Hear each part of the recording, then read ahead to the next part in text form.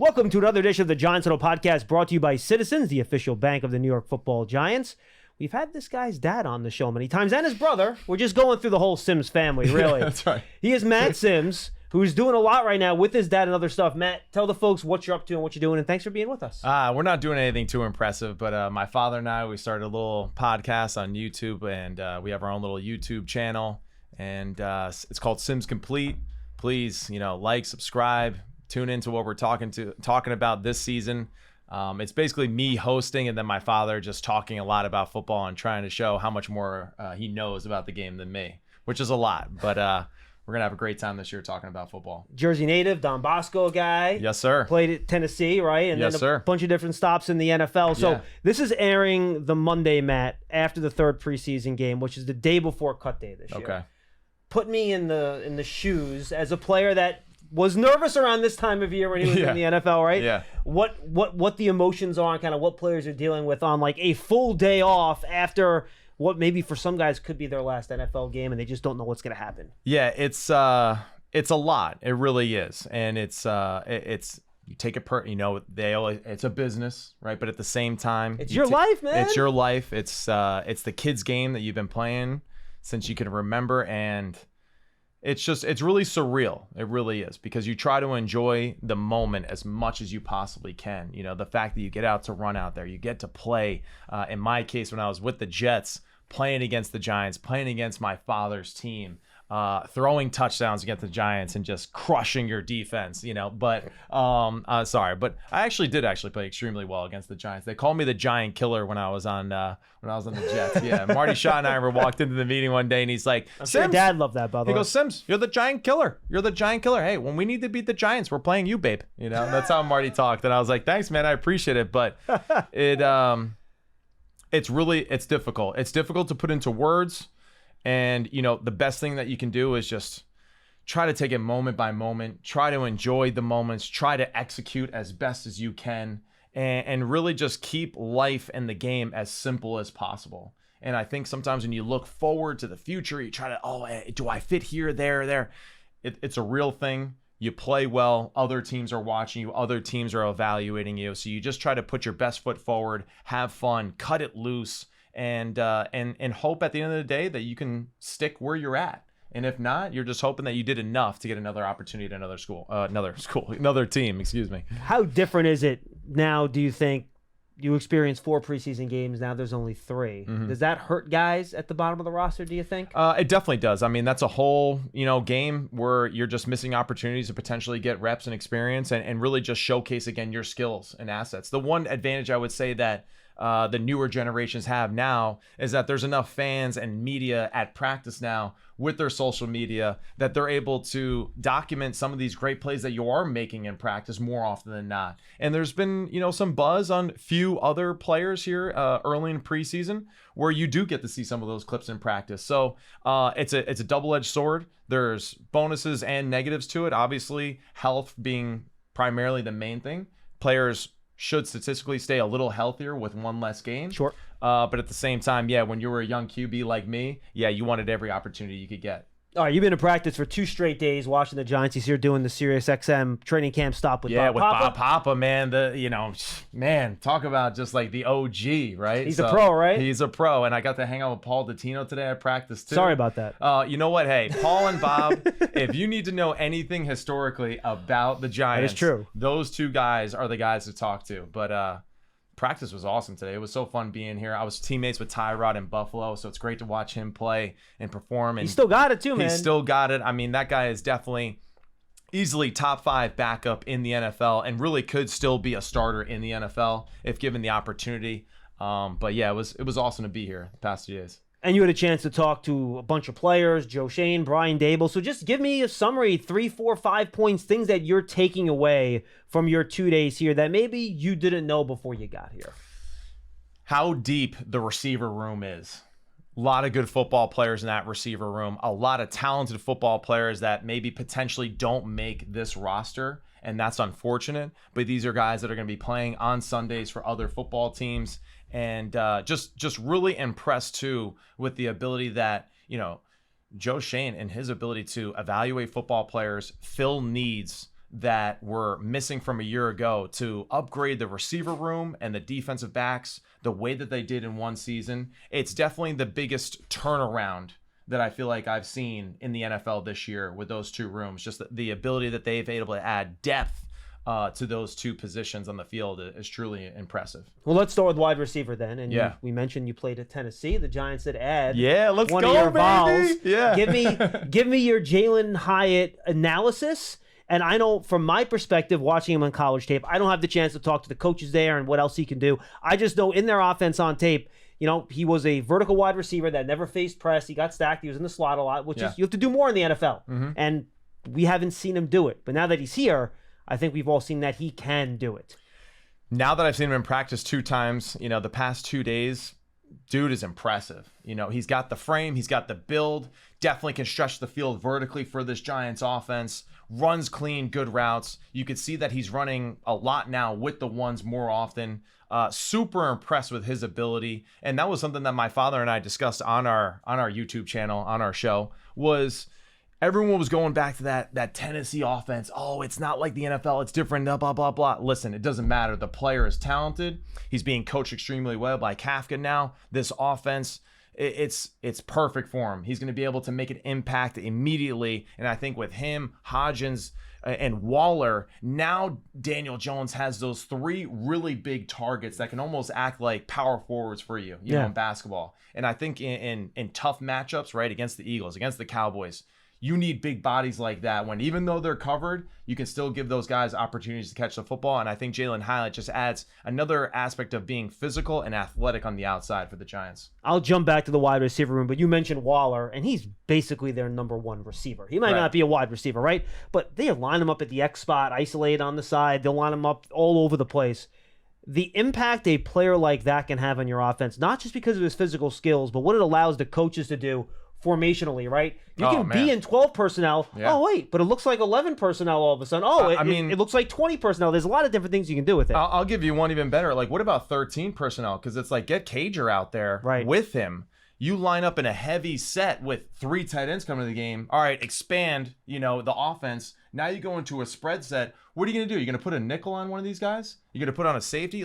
So it gives Kafka this unbelievable flexibility to be able to mix parts and really play that really fun chess game with the offensive pieces that they have, because the size, right, the speed and the slot, all this, it's going to be extremely difficult for defenses to match up week in and week out with them. And if you go small because you want to get a defensive back on a Waller, then you have Saquon Barkley to run it, right? No doubt. And let's not underestimate his route running ability too, right? And I think that's something that will definitely be taken advantage even more so because of this ability, right, and flexibility at other positions this year. And then even if you throw it and they get a DB on Waller, that guy is so freaking gigantic.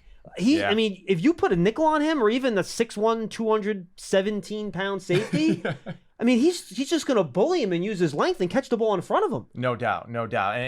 I saw it yesterday. He didn't practice today. He practiced yesterday.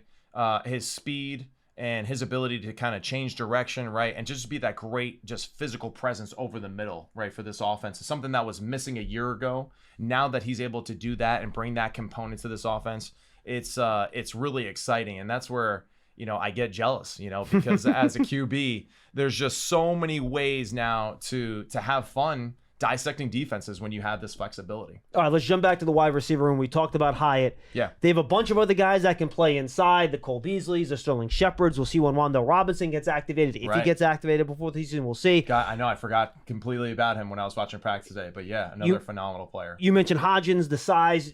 Do you like the complementary skills in that group? I always like to talk about a basketball team, right? You want a wide receiver group to look like a basketball team. You want the quick guards. You want the bigger power forward types like you mentioned. Yeah. Do you like the combination of skills that they've kind of put together, and then Slayton and Hyatt with the speed, obviously? Oh, I definitely do. And it's really exciting, too, to see Sterling Shepard out there just running healthy, cutting on a dime. He looked good, too, right? He looked really good in practice today. He looked quick. He looked fast. Saw him in that low red zone period in practice today, too. He was talking a lot of trash, and rightfully so, because he was winning a lot of those one-on-one battles. So that is going to be an interesting decision, to be made as far as who's going to kind of fit that role. But yeah, Crowder today, unbelievable job. I mean, and really, I think the most impressive thing about the unit today, there was not one drop. There was not one. A lot of contested throws, a lot of tough throws, a lot of tough catches, everything was caught today in team period. And from a team that had, far too many drops in the regular season a year ago, to see that in practice today versus good coverage, very impressive. And I got to say, this receiving room, they really did. They did some work today. That's for sure. John Tunnel Podcast is brought to you by Citizens, the official bank of the Giants. From game day to every day, Citizens is made ready for Giants fans with insights, guidance, and solutions. Learn more at citizensbank.com. You're ready for a change. Payday comes early with Citizens, so go to that retreat. New you moves to the country. Now you're raising goats and launching a lifestyle brand. Are you ready for all that life brings? Of course, Matt, none of this matters unless the guys up front can block. Right. And that's kind of been a problem here for a fairly long time. Yeah. So they weren't in pads today, so you can't really see a ton of protection. But they did do a lot of team stuff in pads on the first day of practice. Your thoughts on this offensive line? We know about Andrew Thomas. How do you see the rest of the group coming along, which has the potential to be pretty young?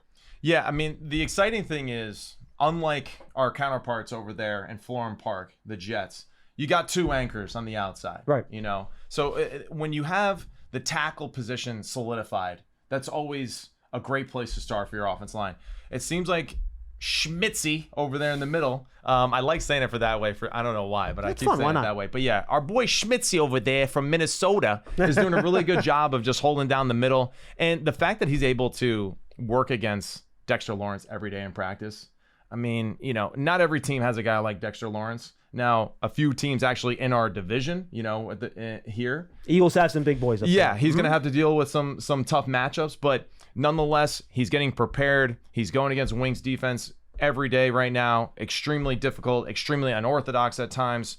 And I feel like once he gets a little bit more comfortable, he'll probably hit that rookie wall at some point. But at the same time, I feel like there's enough talent at the offensive line position. There's enough creativity in the offense, right, by the play callers. And there's enough athleticism on the outside to help balance the two. And it doesn't hurt either when Daniel Jones is an unbelievable runner of the football too, which is always something that I feel like he doesn't get enough credit for, the fact that he is just a phenomenal athlete. And we'll get to DJ in a second, but first you mentioned the play calls with Kafka and Dable. As a former quarterback, what do you like about this offense that makes things maybe a little bit easier for a quarterback? Man, it's just, I feel like they got tons of answers for everything. I feel like they just have a little of everything that you need. They got the screen game, they got the running back screen game, they got the receiver screen game, they got the quick short passes, they got the one-on-one opportunities, then they got the play action passes because Saquon's running the ball extremely well. Even Breida being the backup, and now Gray showing what he can do too. Pre-snap motion all over the place. All that right? and that's that's a great point too, because today I was like, wow, there is a lot of pre-snap motions here,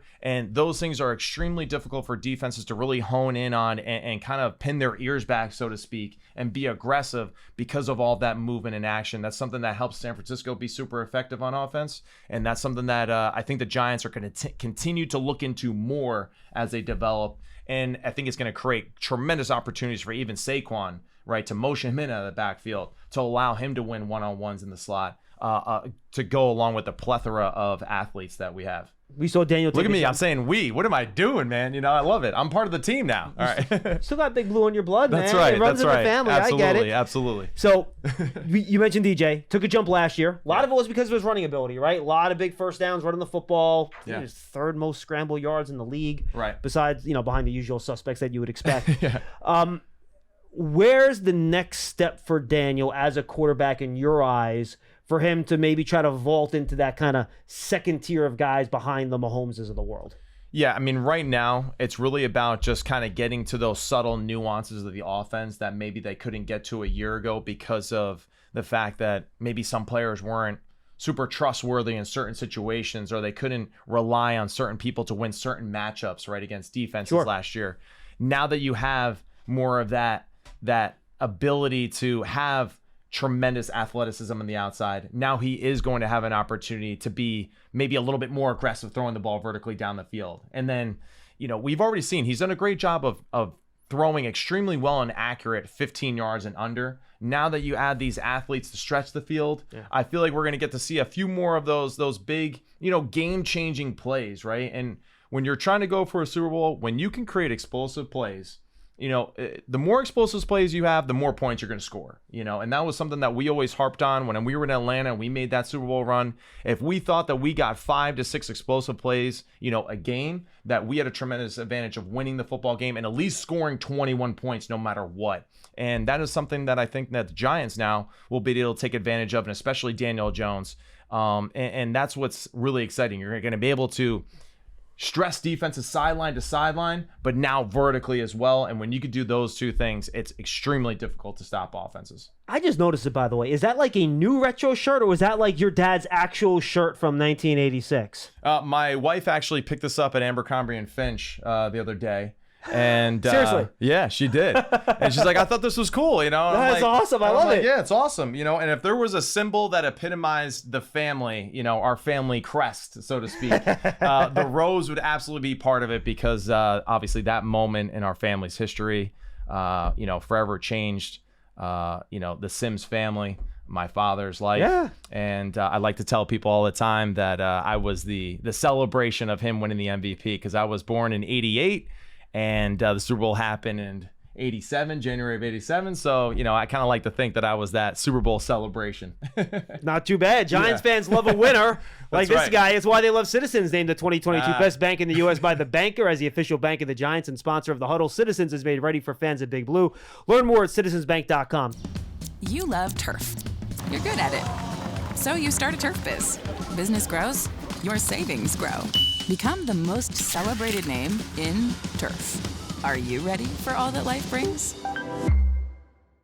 2 on the defense, quick, Matt. Let's do it. The front. Can this group start to approach what they have in those other 3 spots in the division, right? Because you talk about trying to chase Dallas, chase Philly, hold off Washington. Those 3 teams are stacked up front on defense. Their fronts have a lot of guys. We know Dexter and Leonard can do what they can. We have 2 young edge players. Can this group start vaulting itself into that kind of category now? Yeah, and this was something that me and Paul were discussing on the sidelines during practice today.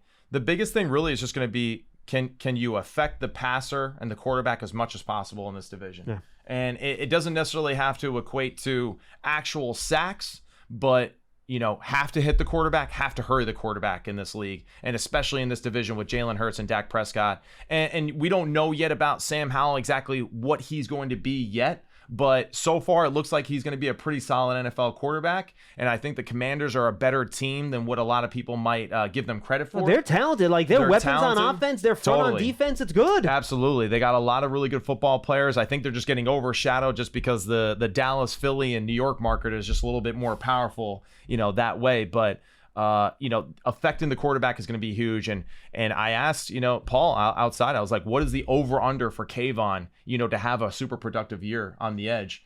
He said it was 9. I tend to agree with him. I was like, if he can get 9 and plus, that means that the Giants defense is affecting the quarterback in the right way. Yeah. And that's going to lead to some important turnovers and potential plays that kind of change the outcome of games. Now you're basically starting 3 cornerbacks now in the league, right? Everyone's always a nickel. Right. So Adorie's one of them, but the other 2 are probably going to be rookies. A 1st-round pick and a 6th-round pick, Trey Hawkins, Deonte Banks. We know they have traits, right? But there's a difference between traits and turning those traits into production in the NFL.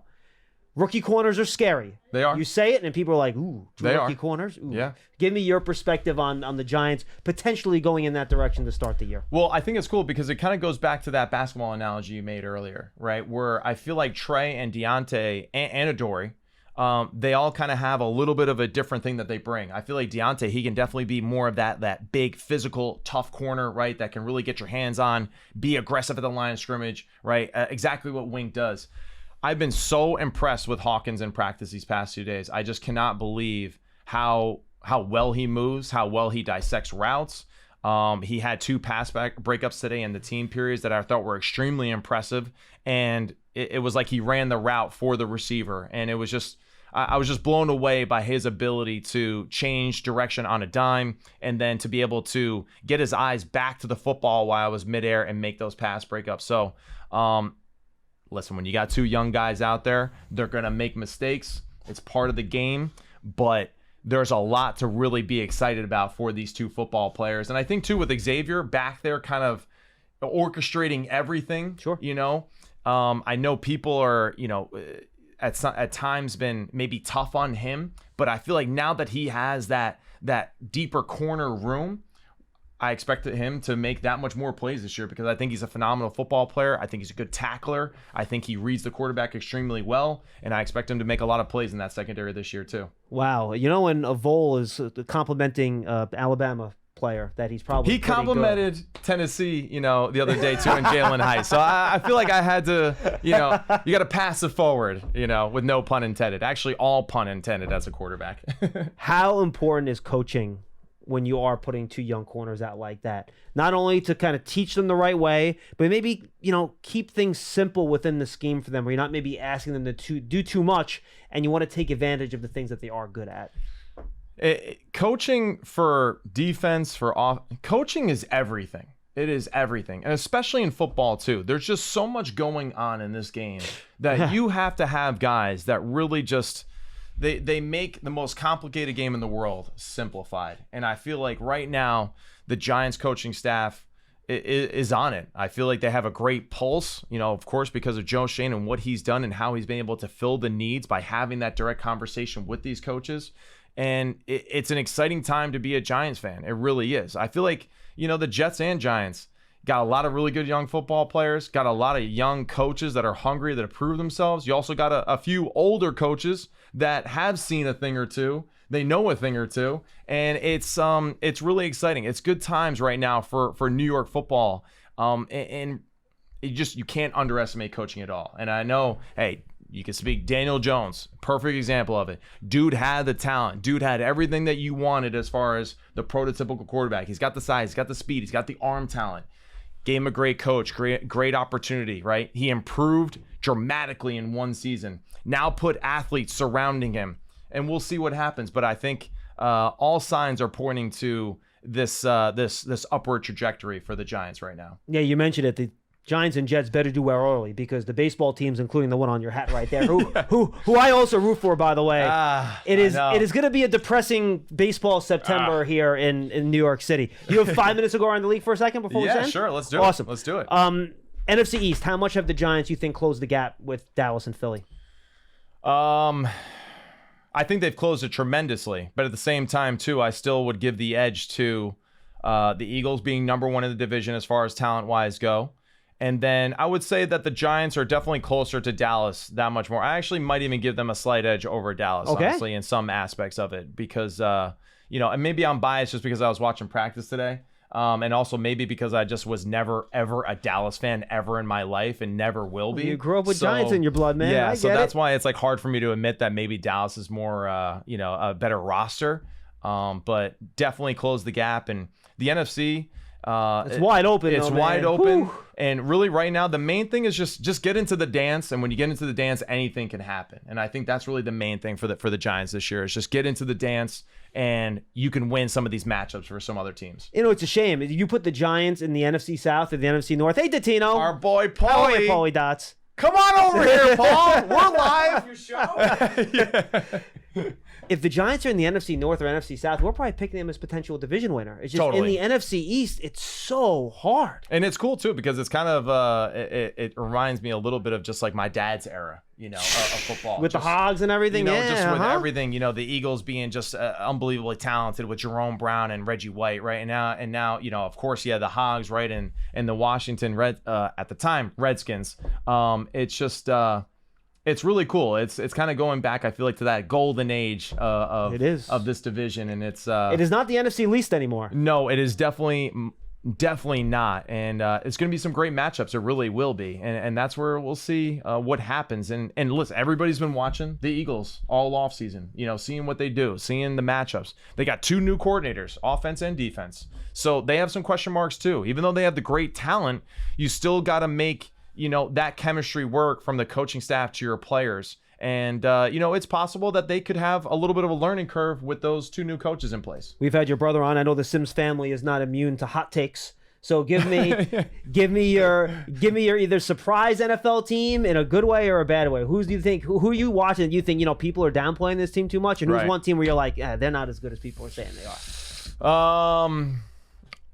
I get kind of nervous sometimes with how much people are kind of buying into the Lions, just because it's so random to kind of say that, just like, it is the random. Lions. But I do root for them. I really do, because I think Coach Campbell is just one of those guys. It's hard not to like him because Absolutely. of how authentic he is as a person.